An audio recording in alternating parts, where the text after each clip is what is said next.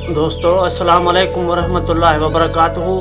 जीअं तव्हांखे अॼु सुहिणा से रहमतुल्लाह अलैहि जा कुझु ॿ टे शेर नसीहत जा ॿुधाईंदुसि, जंहिंमें तव्हां ॿुधो ऐं दोस्तनि ताईं पहुचायो ऐं नसीहत हासिलु कयो।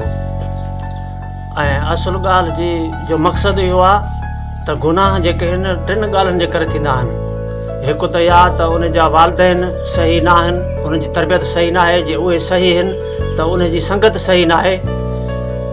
इन जे करे मौलाना रूमी फरमायो, सोबत सालिह तुरा सालिह कुनद, सोबत तालिह तुरा तालिह कुनद।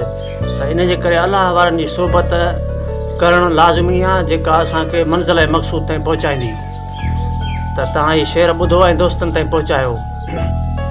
हे हथूं जॾहिं वेल हीअ वेंदई कंदे पोहाए, हाय हाय हाय हे दुनिया जानिब सभई थींदई कंदे पोहाए, हाय हाय हाय अदा मुंहिंजी सुणिजो हीअ मत, अॻे पोइ हलणो अथई अलबत, करी जेकी त कर तूं हिते कंदे पोहाए, हाय हाय हाय जुदा जानिब सभई थींदई कंदे पोहाए, हाय हाय हाय वॼाए विया कुलई वारा न रहणो आहे तो यारा, चलण जागो लेके चारा कंदे पोहाए, हाय हाय हाय जुदा जानिब सभई थींदई कंदे पोहाए, हाय हाय हाय अदा क़बर जी भीड़ तंहिंखां पोइ ॿुझे जंहिंमें वॾो डपु थो, बिलो कर तंहिं संदो अॼु को कंदे पोहाए, हाय हाय हाय जुदा जानिब सभई थींदई कंदे पोहाए, हाय हाय हाय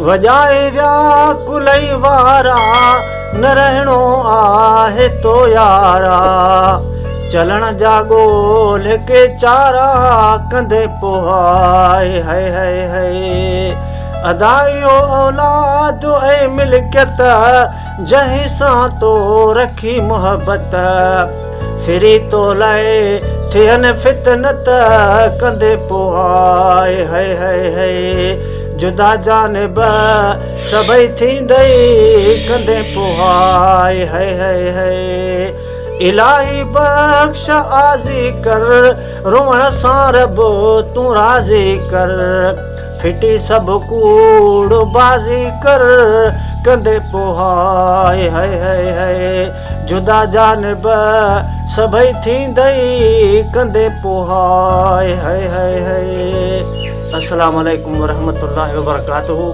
हीअ शेर तव्हां ॿुधो ख़ुदा जे प्यारनि जो ऐं ॿियनि ताईं बि पहुचायो त जीअं सभु को इन मां नसीहत सबक़ हासिलु करे। अस्सलाम वालेकुम वरहमतुल्लाहि वबरकातुहू।